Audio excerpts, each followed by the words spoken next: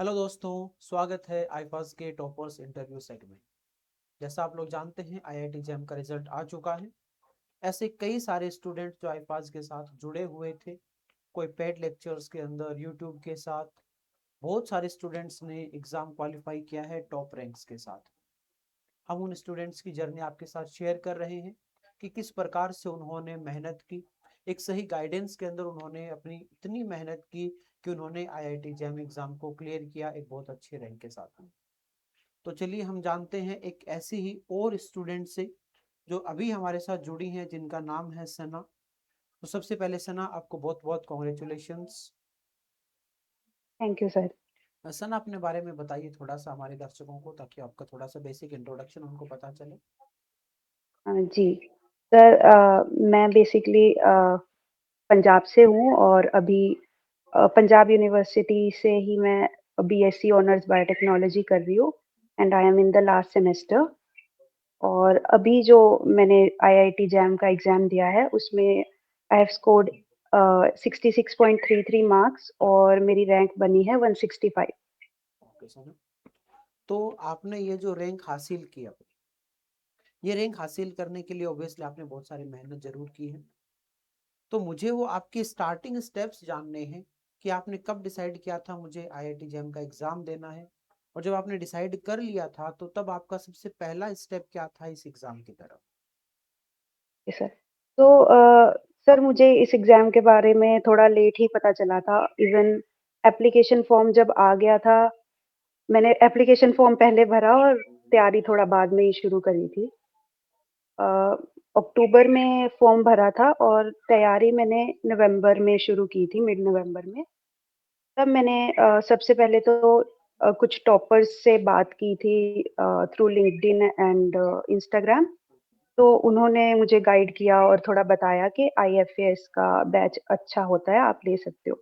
तो फिर मैंने इसका बैच परचेज किया था जो रिकॉर्डेड बैच होता है, क्योंकि रिकॉर्डेड में ये फ़ायदा है कि हम कभी भी कोई भी क्लासेस देख सकते हैं, क्योंकि कॉलेज का भी टाइम कॉलेज को भी देना होता है, तो इसलिए कॉलेज से आके जो भी टाइम मिलता था तो I used to attend classes उस टाइम में।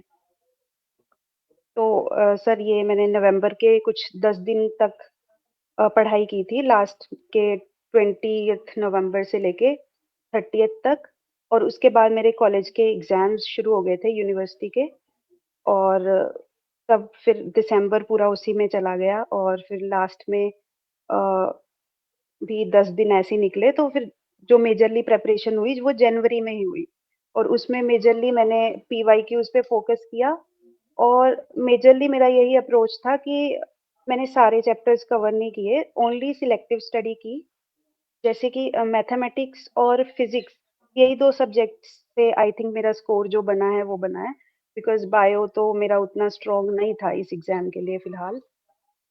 क्योंकि ये एग्ज़ाम थोड़ा वो एप्टीट्यूड टाइप का एप्टीट्यूड था। टाइप तो का। इसमें जो भी मैथ्स वगैरह के क्वेश्चंस थे वो कुछ ज़्यादा एडवांस्ड में नहीं थे। तो अगर बेसिकली छोटे-मोटे कॉन्सेप्ट्स भी क्लियर है तो वो क्वेश्चंस आराम से हो गए थे। तो इवन मैं भी एग्ज़ाम में सरप्राइज़्ड ही थी कि ये हो रहे हैं आराम से, जबकि मैं उन चैप्टर्स की रिविज़न नहीं कर पाई थी। तो एग्ज़ाम वाज़ ईज़ी।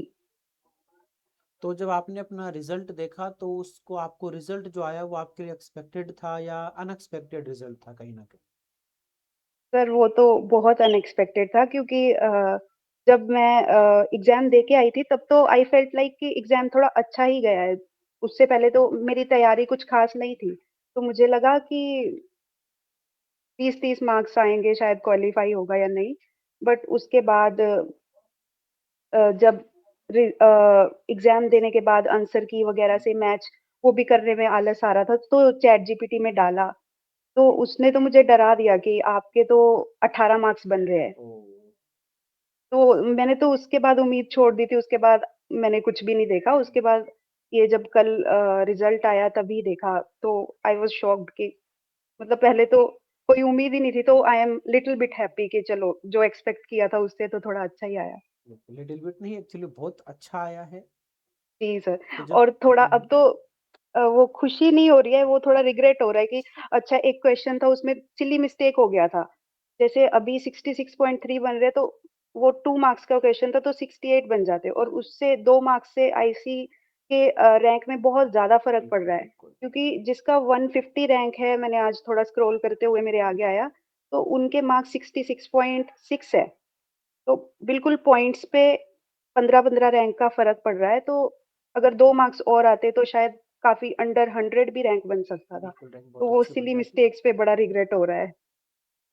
चलिए तो देयर फिर जब वाज़ दिस आपने क्वेश्चन। जी सर। तो जब आपने अपना रिजल्ट देख लिया तो उसके बाद में आपके पेरेंट्स का कैसा रिएक्शन था कि रिजल्ट कैसा रहा? पेरेंट्स सर, बस मैंने ही बताया कि कुछ ऐसे आईआईटी करके कॉलेजेस होते हैं, उनको उतना आइडिया नहीं है, तो दे सॉ मी कि मैं खुश हूँ तो वो भी खुश है अभी। ओके, यानी आप बहुत खुश हुए अपना रिजल्ट देख के। थोड़ी सर। तो अभी जो स्टूडेंट्स प्रिपरेशन कर रहे हैं, आप अपनी जर्नी से कोई ऐसी चीज अगर उनको बताना चाहें कि जिनसे उनका सिलेक्शन और आसानी से हो सके, किन किन बातों का वो जी, ध्यान रखें, क्या क्या गलतियां ना करें, प्लीज थोड़ा सा बताइए उसके बारे में।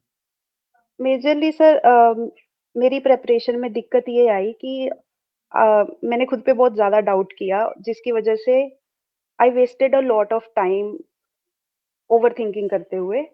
बिकॉज़ मैंने पहले नीट भी दिया है, ड्रॉप पर हूँ मैं, तो उसमें वो थोड़ा दिमाग में रह गया कि अगर नीट नहीं हुआ तो ये एग्ज़ाम भी नहीं होगा। तो क्योंकि थोड़ा कॉम्पिटिटिव एग्ज़ाम्स का बच्चों को, और भी जितने भी बच्चों ने नीट दिया होगा, तो वो शायद रिलेट कर पाएँगे कि वो थोड़ा रहता है कि सेल्फ डाउट आता है ये ऐसे वाले कॉम्पिटिटिव एग्ज़ाम्स से पहले, कि अगर वो नहीं हुआ तो ये भी नहीं होगा।